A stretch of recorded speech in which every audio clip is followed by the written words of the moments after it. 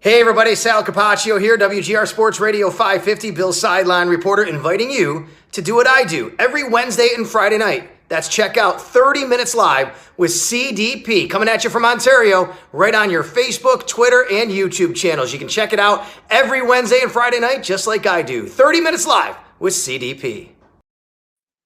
Hey everybody, welcome to 30 Minutes Live with CDP.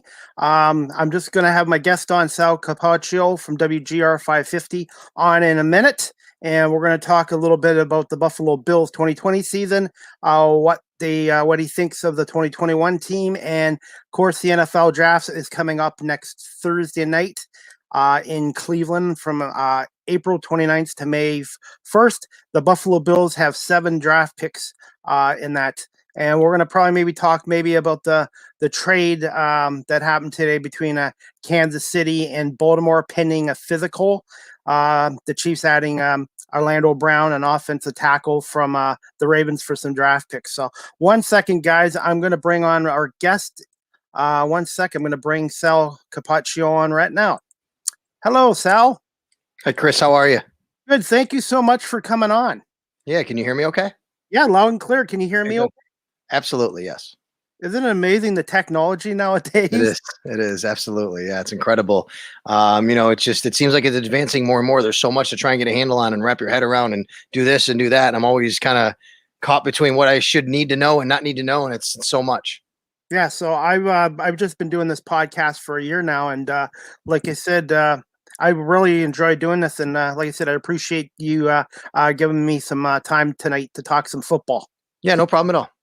Okay, I was gonna say, I guess there was some NFL news today. I guess between Kansas City and Baltimore. I guess pending physical. I guess on Orlando Brown Jr. But that's. I was just gonna see if I could get your 2 cents on this trade if it goes through pending physical. Well, the Chiefs, they've completely revamped their offensive line basically in this offseason. So it's clear what the Chiefs did was, they came out of last season and they said our number one priority has to be protecting Patrick Mahomes. He was not protected as well as they thought they could protect him or wanted to protect him. He had the turf toe injury.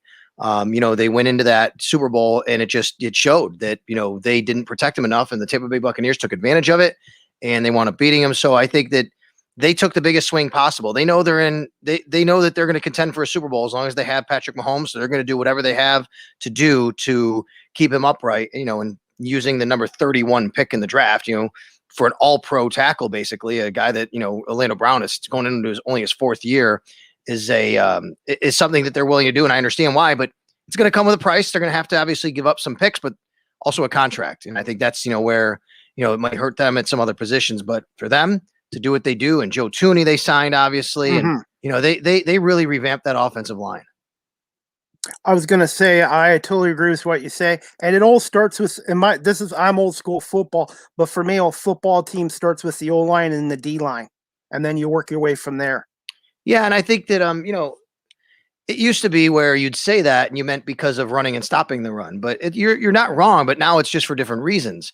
Pass rushing and protecting the passer. You have these incredible quarterbacks and you still have to protect them. So yeah, it does start up front, but it starts up front in a different way, I think, that it did in the 70s or 80s.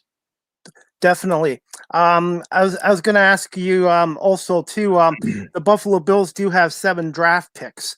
One of my questions I was going to ask you, Sal, can you see Billy Bean, Brandon, sorry, I got him mixed up with Billy Bean, the Oakland A's general manager. Brandon, I meant. Can you see him drafting a running back in the 1st round, or do you think they might go with a tight end or something in the 1st round or 2nd round? Well, in the 2nd round, maybe tight end. There's not going to be a tight end worthy of the 30 pick. I mean, Kyle Pitts would be there, but he's not going to be there, so he'd be the only guy. So I can't see that happening. I would say. I don't know. It's really interesting about Brandon Beane's philosophy on running back. So far, the way he's acted since he's been GM is to not spend a premium pick like a 1st rounder on a running back, not spend big contracts on running backs. They got Zach Moss and Devin Singletary back-to-back years, 3rd round picks. They're not going to spend a lot of money on them. They're both on rookie contracts. I think he'd prefer it that way, but I wouldn't rule out if he thinks that there's a guy that really does move the meter and can elevate the offense even to another level from where it is, an ETN or an Najee Harris. I think, he would do it. So it's interesting to see. I think that's a great question. We have a big debate with Bills fans about whether or not that's good asset management. I don't think Brandon Beane wants to spend a first round pick on a running back, though. I really don't. I think he'd rather do it a little bit later. I think he'd rather keep that position one where it's more replaceable than it is a guy where you spend a premium asset and then also, eventually even a second contract.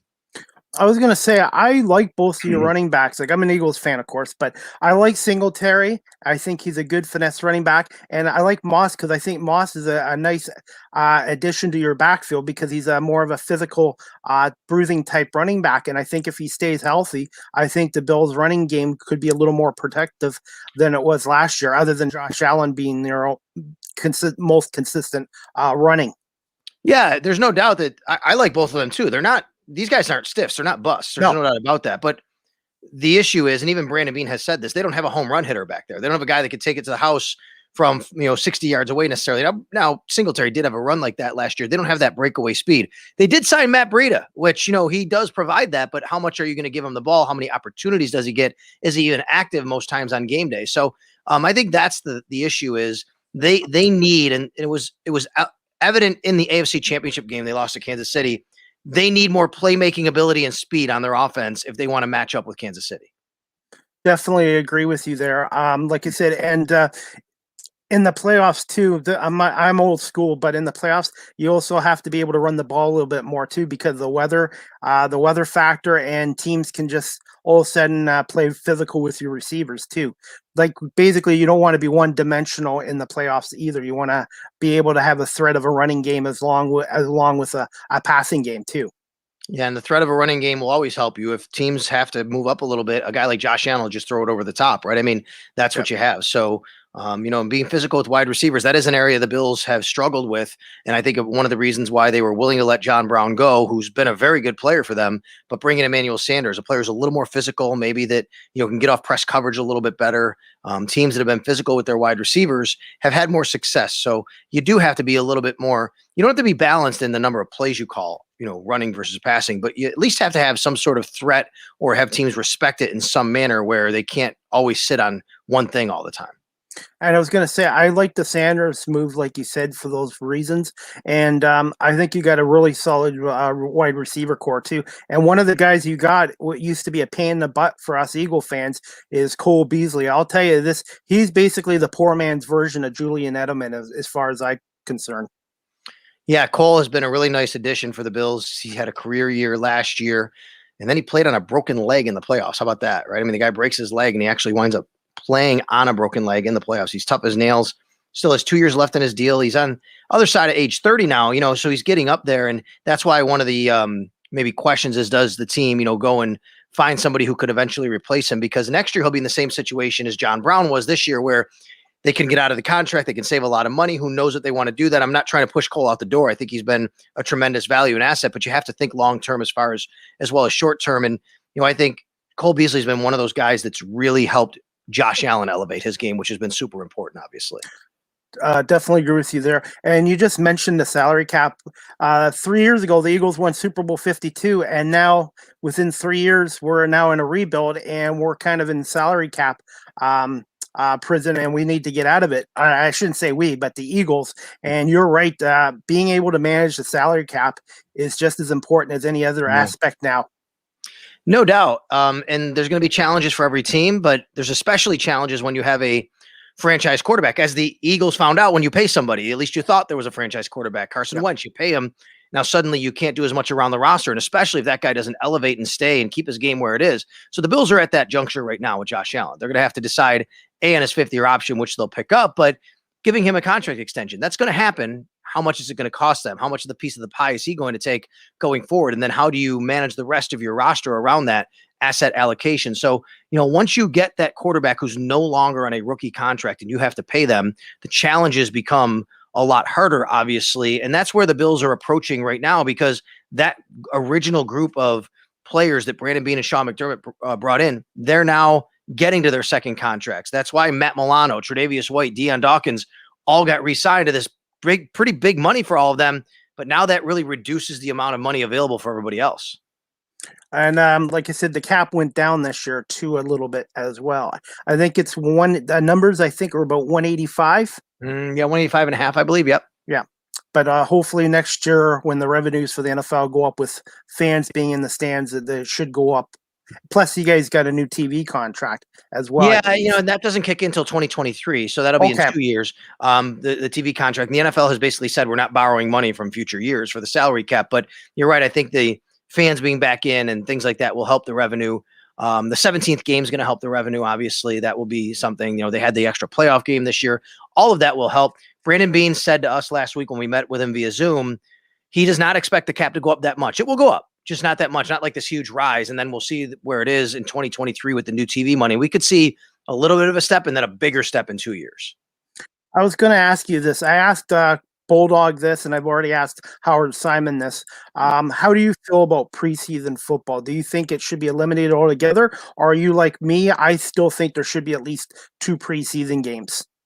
But no, I don't think it should be eliminated altogether. I think you have to have an evaluation period for your players. What I would prefer, though, and I've said this for many years, I would rather prefer teams played controlled scrimmages than preseason games.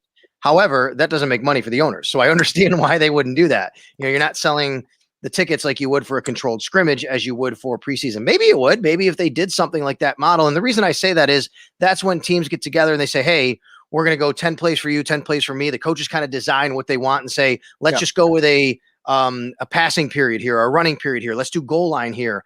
Let's do a regular practice against another team. I think in those scenarios, you can put players in the certain positions you want to see, in situations you want to see, and how they react to really kind of get more of an evaluation of them. But preseason has its value because players have to kind of get ready and get in tune and play a real type of game. So maybe to modify those things in some way, but I understand why they don't do that. I don't need 4 preseason games. I think 2 or 3 is the right amount. They'll have 3 this year, with the going to a 17th game.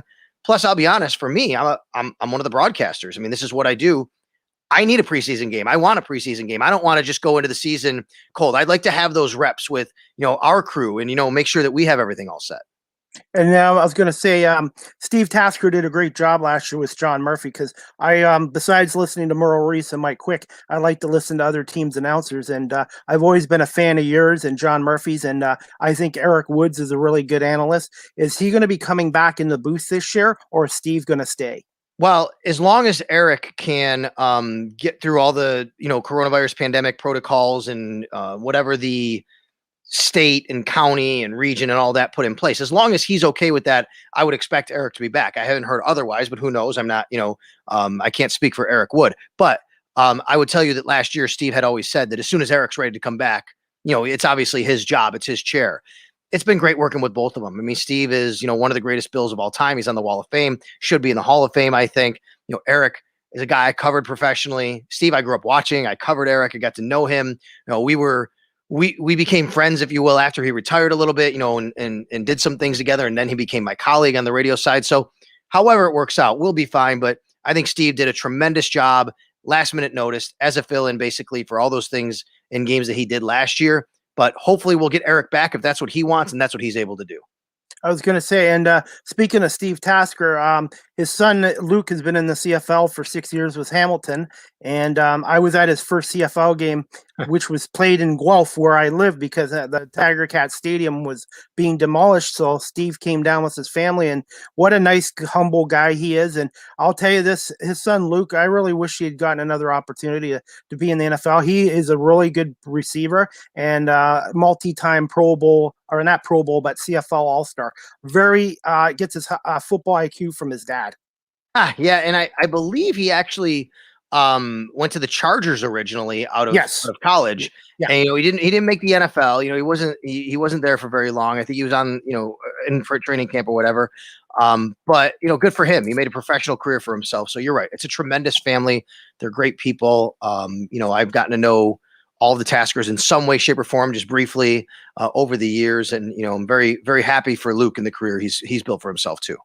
And we had some news this week that the CFL is going to try to start up August 5th. So I'm happy to hear that because I love the NFL, CFL, college football, and like I said, a lot of guys have played in the CFL, come to the NFL, or vice versa. So I'm going to cross our fingers that CFL starts up August 5th. Well, we all hope so. I know. Is Naaman still playing? Naaman Roosevelt, is he still playing out there? I believe so, and I I think think so Drew, too. yeah, and Drew Willie, yeah, like I said, a couple Buffalo Bull alumni. Yeah, so it's nice. So it'd be great if that could happen. Definitely, I'd love to see the CFL. I just want to get all sports back. To be honest, with you. I want to Yes, get back to where we were. yes, yeah, definitely. Like I said, I agree with you there. Before I ask you some questions, Sal, can I just show a video clip of the Player of the Year last year for the Bills? Sure, Is that absolutely. I think okay? It's only hey, you do. If you're allowed to, you go ahead. I don't care. I don't want to get in trouble yeah, if you show anything you're not no, supposed to show, but I no, don't mind what you do here. Go ahead. no. It's off of YouTube, so just 1 second. Yeah, it's just one of the best plays. This was voted our play of the year in our WGR play of the year tournament, by the way. I'm not surprised one bit. Stays in the block. Jackson fires, and that will be intercepted in the end zone by Johnson. Taron Johnson. And only Jackson can stop him now. Too late to the end zone. Touchdown.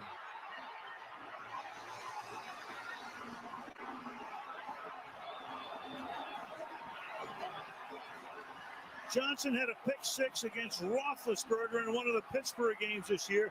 And what a play on a 3rd and goal. Just going to drop back, and you just simply don't see that underneath player. But that's not the story of that play. Fine, you throw an interception, no big deal.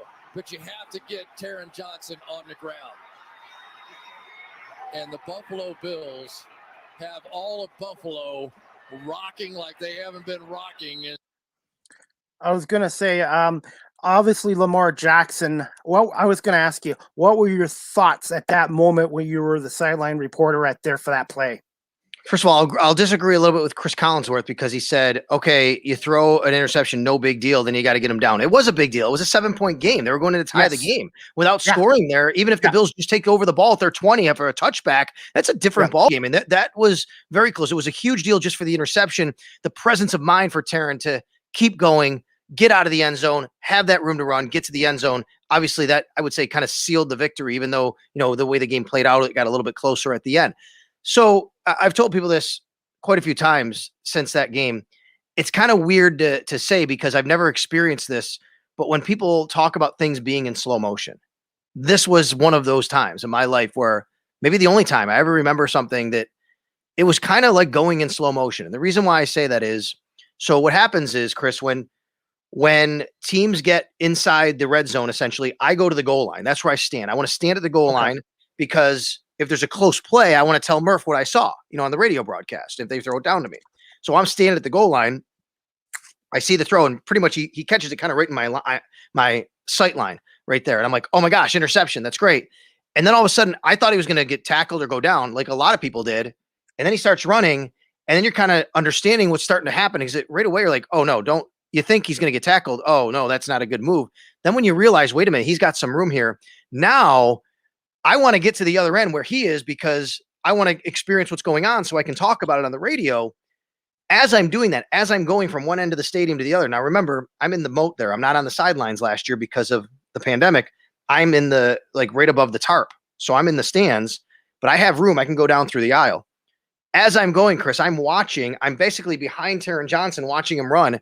I see Taron Johnson running. I can see the Bills bench going crazy. I could see Tre'Davious White turning around to block Lamar, and I can see fans going. It was slow motion. I saw everything. I saw the stadium in 360 essentially, and I know it sounds weird. I've never experienced that. I sound kind of cuckoo talking about it. I mean, maybe, but it was the only time I would always say, in my life, I've really said I've truly felt like something was going in slow motion. I was going to say, and I know there was only 6,700 fans there, but it sounded more like 65,000 people there. It did. Do you remember earlier in that game, the Ravens got penalties for false starts in the end zone because Bills fans were going crazy, and it wasn't even, it was 30% capacity, whatever it was. I don't remember, but 10% capacity. I mean, it was, 7,000 people. And yet it was loud.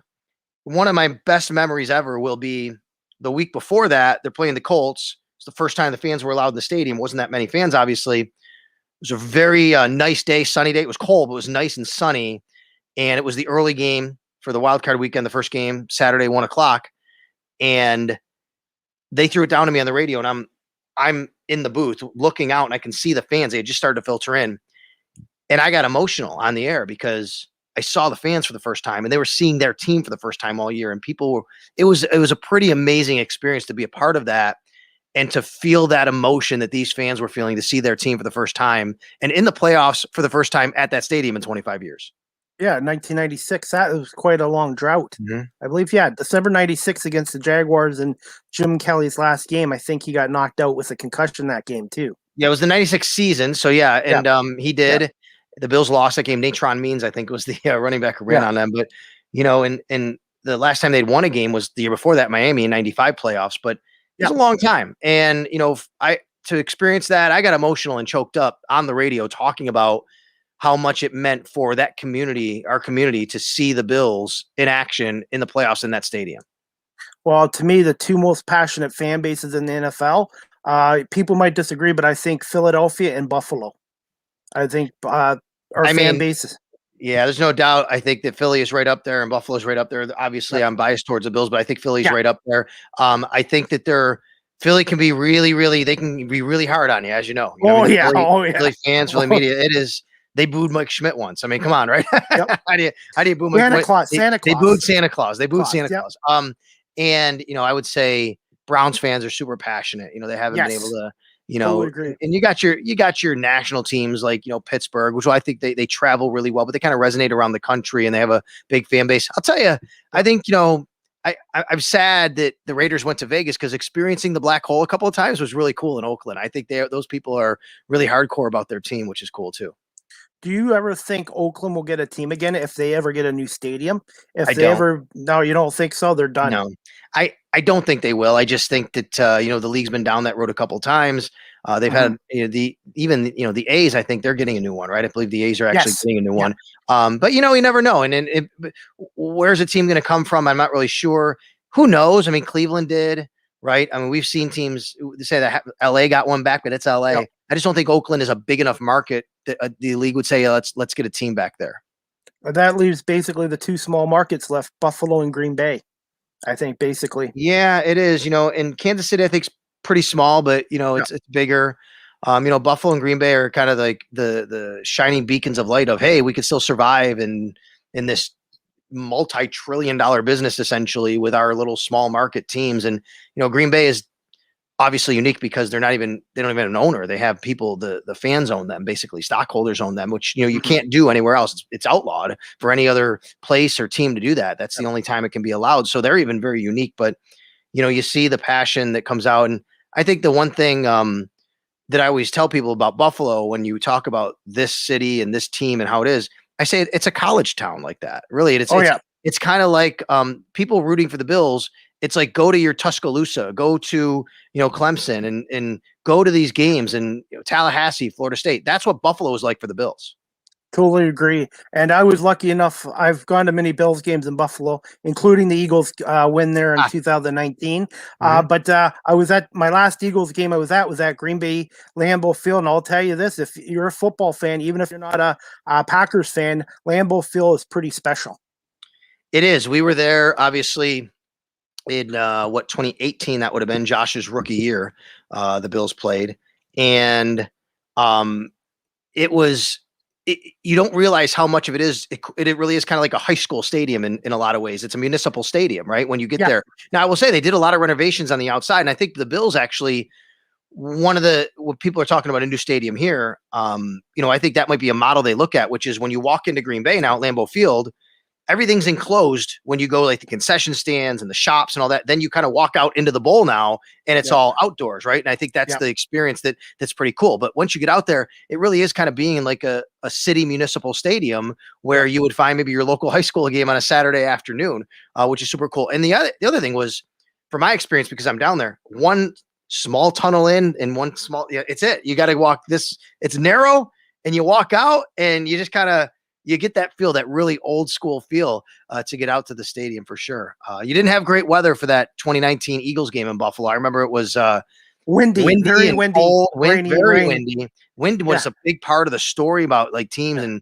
which direction they were going. It was rainy at times, and it wasn't the best weather. I had friends in town, and one of my friends' wives, she is an Eagles fan, and they came up from Florida, so they went to the game as well.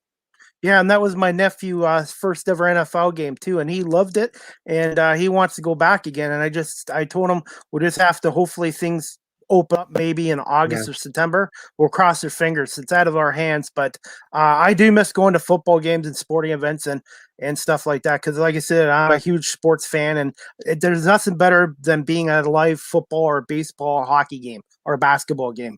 No, it's great. Yeah, and I miss it too. And I've said I'm a big college football fan. I'm a big college basketball fan, but I didn't get into college football as much this year because of the pomp and circumstance being gone. I just could not enjoy it as much watching on TV, even not hearing the band, right? I mean, it just all those things that make college football special, we didn't have this year, and that was tough. Well, it's like I'm a Michigan Wolverines fan and playing in the big house with no fans. Yeah. And it was just a terrible year. I don't want to remember the 2020 Michigan Wolverines. So it's hopefully going to change back. I don't think it'll be exactly like it was, before pre-pandemic this year, but we'll get there at some point. So that'll be nice. Just good. It's going to take a little bit of time, but anyways, I was going to say, are you still okay for time? I just was going to ask you some questions. Sure. Okay, no problem. Can you just tell my audience just a little bit about yourself and how you ended up getting into radio and how you ended up getting with WGR 550? Yeah, I mean, I've always wanted to be in sports broadcasting since I was a little kid. I actually wanted to be like a game show host when I was real little. I've always wanted to be in the entertainment industry and talk to people and be in front of a mic or a camera.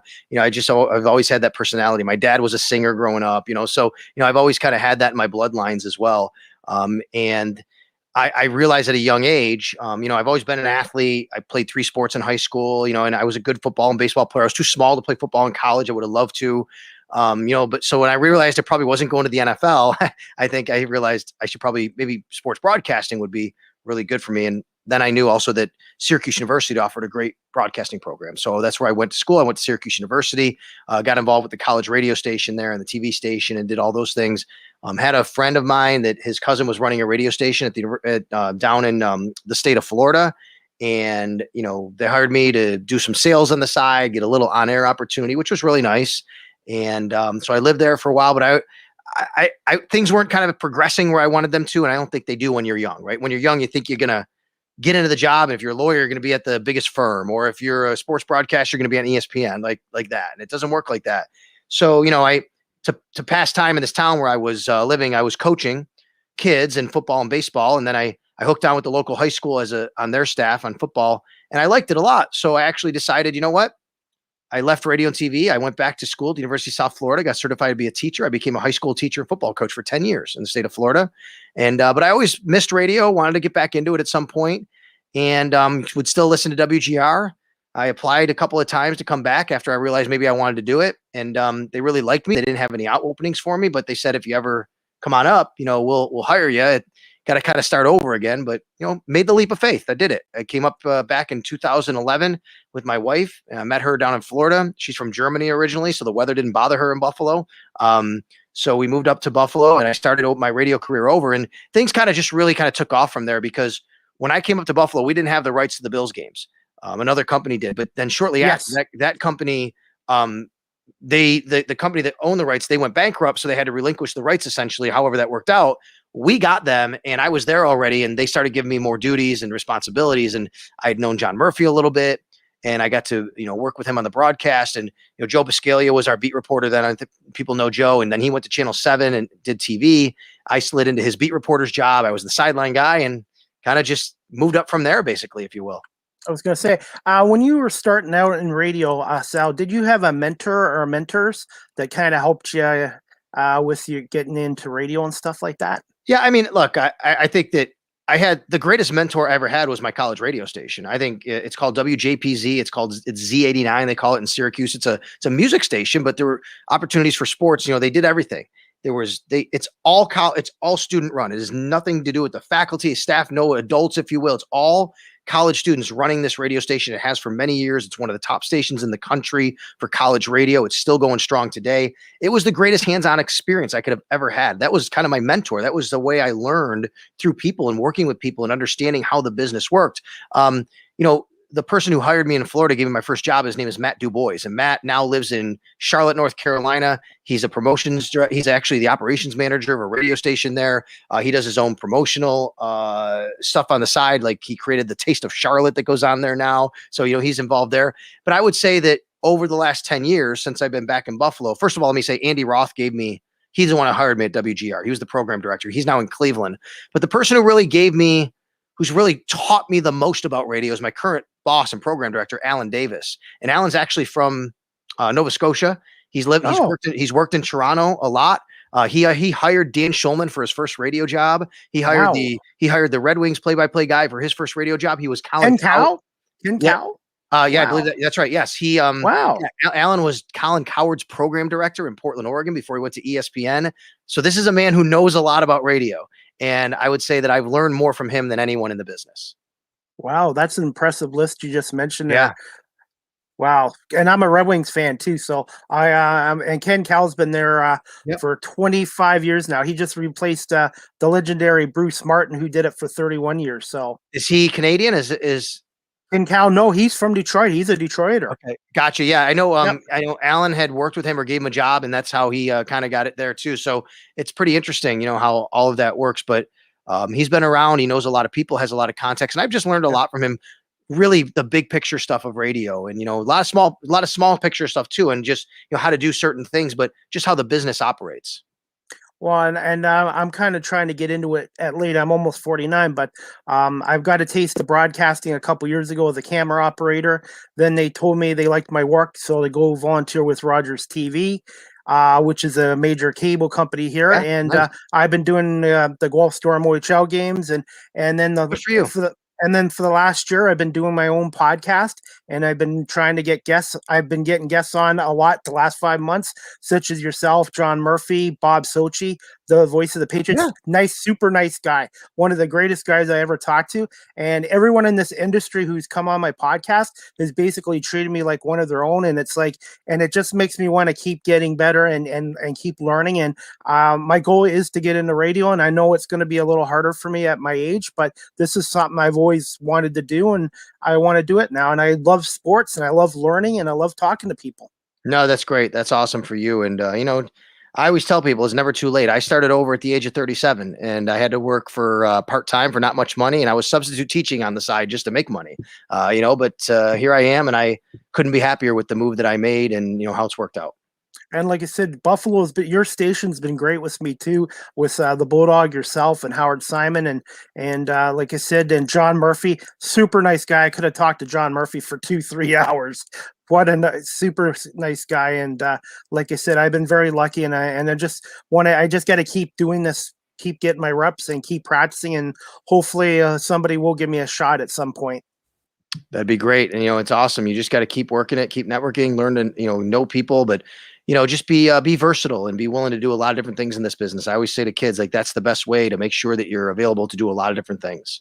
And I've learned how to produce my own show, promote myself, how to line up guests, how to contact guests and get them, schedule them in and all that stuff too. I still got a lot to learn, but I just take one day at a time on here. No, good for you, man. Good for you. Good luck to you going forward too. Thank you. Are you still okay for time?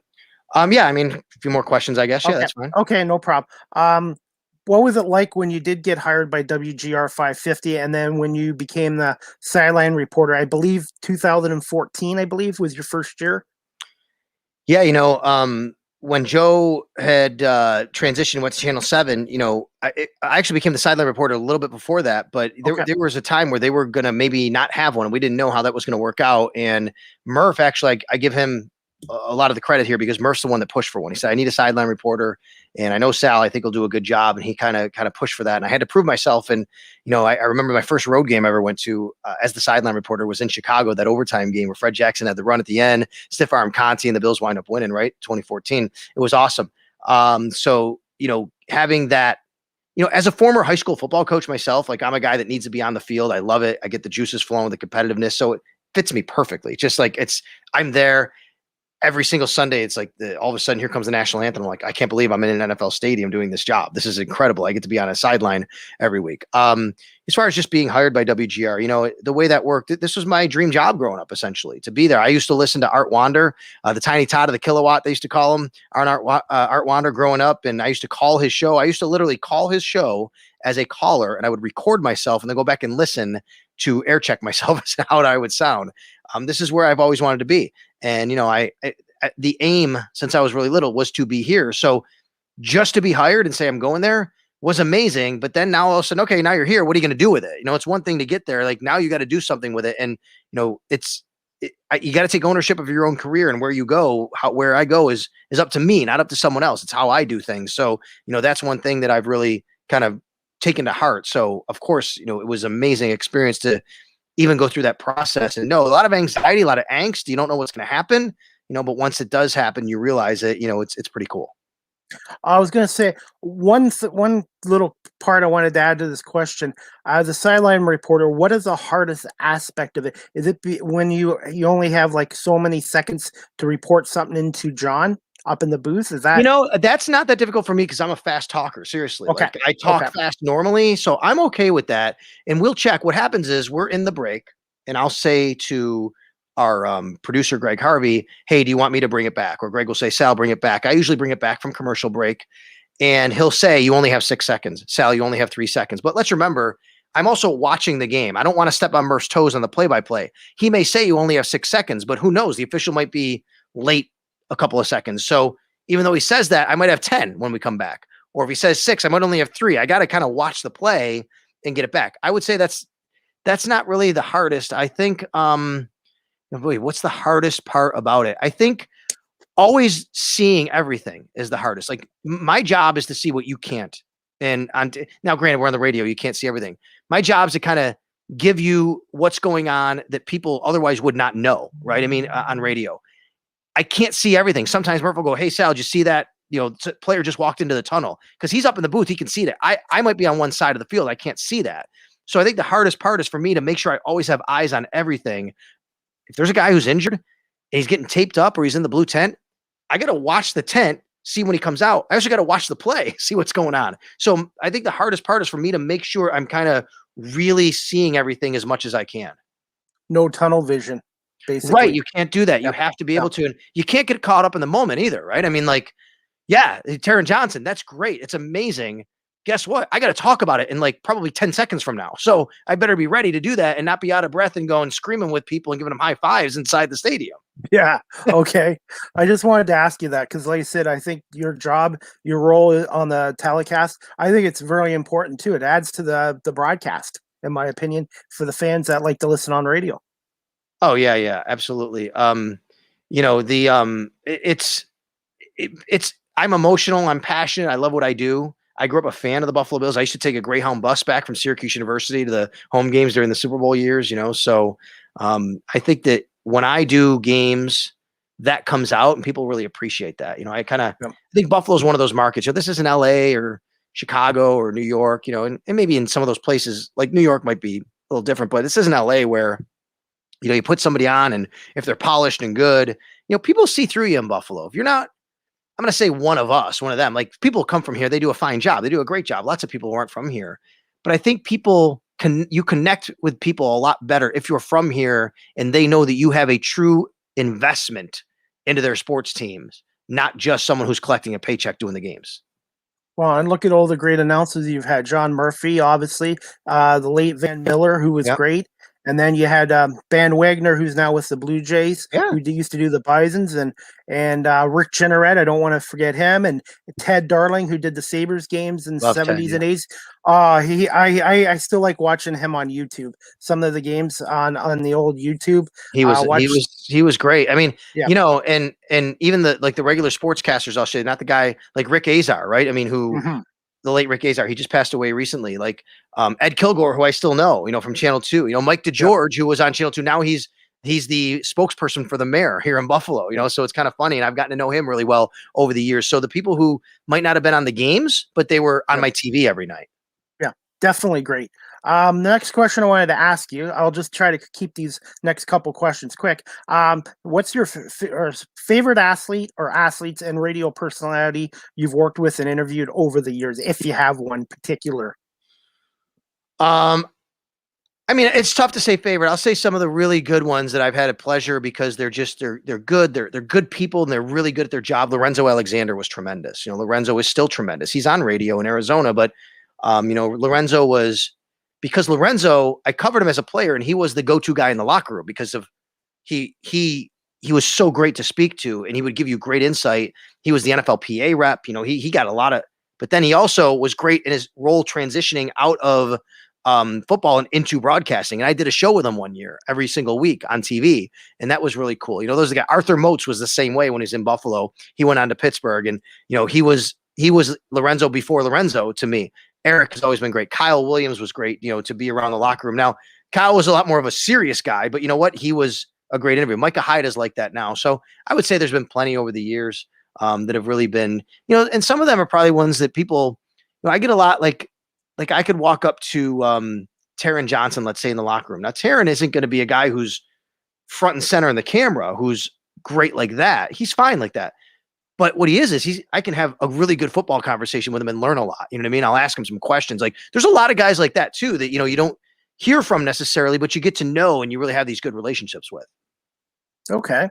That's good to know. And then just two quick questions and that's it. The next one I wanted to ask you is the 21 NFL draft, as you know, is next week. First, I didn't put this on here, but are you going to Cleveland or are you going to cover it from being home in Buffalo?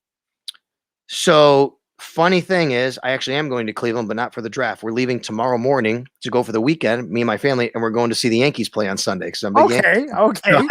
But I'll be back before the NFL draft, and I am not going to Cleveland for the draft. I typically do not go to the draft. I have been to the draft when I was younger. I went, and here's the reason: the team isn't at the draft. The people making the decisions are in Buffalo. So when they make picks, there's no reason to be in Cleveland now. For TV people, it's different. The optics, you want to be there. You want to showcase here. We're here at the draft and have somebody there talking about it. But the war room is in Buffalo. Brandon Beane's in Buffalo. Sean McDermott's in Buffalo. So when the picks are made, traditionally, not even like in a coronavirus year, traditionally, when the pick is made, they might come out and talk to us. And then, we have a conference call. We're in the media room. So there's no reason to be in Cleveland unless you want to show on TV we're in Cleveland. Okay. I was going to ask, do you think Trevor Lawrence will go first overall, and who do you think will go in the top 5 in the draft this year? Oh yeah, Trevor Lawrence is easily number 1 pick. He's been the number 1 pick for probably 3 years since he was a freshman in college. Everybody kind of knew he was going to be the number 1 pick. So there's no doubt he's going to go to Jacksonville. Zach Wilson, I think, no doubt he's going to go number 2 to the Jets. I think those two are slam dunks. It gets interesting after that. The 49ers will take a quarterback, I think. Question is which one? Do they go with Mac Jones, who a lot of people thought, Justin Fields now, Trey Lance? It could be any of them, really. I think Atlanta is in a position to maybe take a quarterback, but I think Kyle Pitts is hard to pass up. The tight end, he's dynamic. He really fits in there. I think they could very well trade the pick. But that's where it gets interesting. And I think even more interesting might be Cincinnati because they have to protect Joe Burrow, and Penei Sewell would be the top pick there to protect him, left tackle, who is considered the consensus number 1 lineman. But they also have Burrow's old college teammate, Jamar Chase, who's fantastic. And, he could really be a dynamic receiver for them. So I don't know. I think I probably have Sewell going to them. I've been told recently, Chase would probably be more of their guy, but I'm not really sure. I think San Francisco and Atlanta, though, are super interesting at 3 and 4.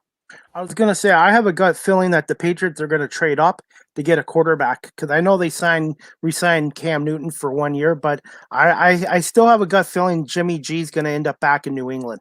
Oh, I wouldn't doubt it. I mean, I think the consensus is that they're going to trade up to take a quarterback. The question is, how high can they get and who can they get? Because if quarterbacks go 1, 2, 3, suddenly the crop is thinning and it's going to cost more to come up. Maybe it's, can they get as high as 5 or 6 or 7? They're not picking that high. Where are they picking overall?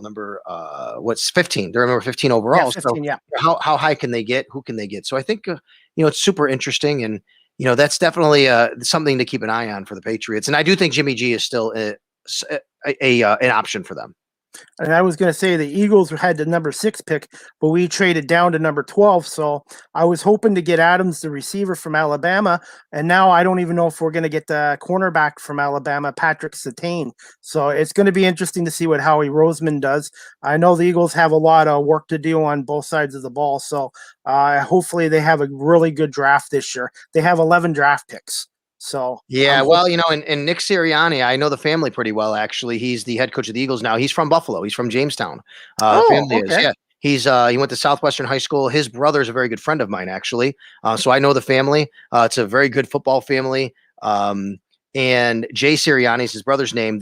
Jay was the head coach at Southwestern High School. Their dad was the head coach before that. So they both been, and Jay's a teacher there. I've gotten to know Jay over the years really well. I've met Nick a couple of times. So I'm really happy for Nick to get this opportunity. And they say he's a sort of a younger version of Frank Wright. Yeah, well, he's worked with Frank for a long time. Yep. They go back to their Chargers days together, actually. Yep. And So then he brought him to Indy with him. So I'm quite sure Frank Reich had a lot to do with him getting the job in Philly and putting in a word for him. okay. I'm going to just one last question, then I'm going to let you go. But I'm hoping maybe in the future you might be able to come back on again and talk a little more NFL football, if that's okay. Yeah, let's try something maybe later in the summer as we get closer to training camp. That'd be Definitely. Last question for you, Sal. Any advice for not just me, for those looking to pursue a career in radio and creating a podcast as well as what I've been doing for the last year? Well, I think creating a podcast is some of my advice. I would do that. I always say get reps, do things, be versatile, put yourself out there, learn how to do it, create a podcast. You don't have to have 1 million listeners. You don't even have to have one. Just get in front of a mic and talk. That's really what you want to do. So I would say that's number one. Get reps, do things like that. If you want to do play-by-play, go to a local high school game, bring a recorder and talk into your phone and record yourself, or hockey or whatever. Get used to doing that. Go write for some blog or website somewhere. Go do whatever you can to get in the business. And the number one thing I would say is do everything. Be versatile. You don't have to be great at everything. Just do it. People who got in this business a long time ago to be in a newspaper probably didn't know they'd have to be on, do videos for newspaper websites now. That wasn't what they thought. I got in this job to be in radio. I never had to write for a website online, but now you do, right? I mean, that's part of the job. And, I see the TV people I work with, they're not just the talent, they're doing the camera now. They're setting it up, they're filming, they're editing, all that kind of stuff. So be versatile, do as much as you can. Don't let that overwhelm you. Just know what you're doing and get reps. Don't just sit there and go, oh, if you're going to college for it, oh, I'm going to college, I'm going to have a piece of paper. No. The degree it means something. It means nothing in this business. What means something in this business, your resume is how you look, how you sound, how you write, all those things. And I've been doing this twice a week, 2-3 times a week for a year now. And Awesome. I've got myself on YouTube, Facebook, Twitter, and I'm going to probably get on Spotify next. And I use StreamYard, and I think it's great for podcast StreamYard. Yeah, it is. I use StreamYard as well for my video show I do during the season. And then I take it, and you probably do the same. I just take the audio and make that the podcast. That's what I do. So, it works out really well. So, keep grinding, man. Keep doing what you're doing. And, you'll get to where you want to go. You just gotta get through the times that seem like they're going to be tough, and they are tough, and just keep believing in yourself and keep doing these things. No problem. And I promoted your podcast on here. I guess Sal Sports and Stuff, and it's on apple.com. So it's on, it is on Spotify, our company Odyssey, WGR550.com. You can get it through there. But I learned over the last 2 days, I've tweeted this out. My podcast actually rose up. It is now on the Apple iTunes chart. And today it was number 106 in the world or the country, whatever it is, which is pretty amazing to see. Today I was ahead of and past Mina Kimes and the ESPN fantasy football podcast, all of that, which is incredible. Because I was going to say the one word that comes to mind with you, Sal, is professional. And I've always enjoyed listening to you on WGR 550 and on the Bills radio games. I'm a radio guy. I've always grew up with radio. Like I said, hopefully I'll be in this profession one day if I'm lucky enough. And I really appreciate, again, you giving me some time to come on here. And like I said, I'd love to talk to you again in the future again about the Bills and the National Football League. Anytime, Chris. Thank you. I appreciate you having me on, man. Okay, well, you have a great night, Sal, and we'll definitely keep in touch. Thank you so much. Okay, thanks, Chris. Thank you. Anyways, guys, I hope you enjoyed my interview tonight with Sal Cappacio, the beat sideline reporter for WGR 550 in Buffalo for the Buffalo Bills. I really appreciate him coming on here tonight. Anyways, guys, I'm going to go to the comments section right now. Oh, before I do that, you can follow Sal on Twitter at Sal Sports. So Sal Cappacio, just look him up on Twitter at Sal Sports. He's on there.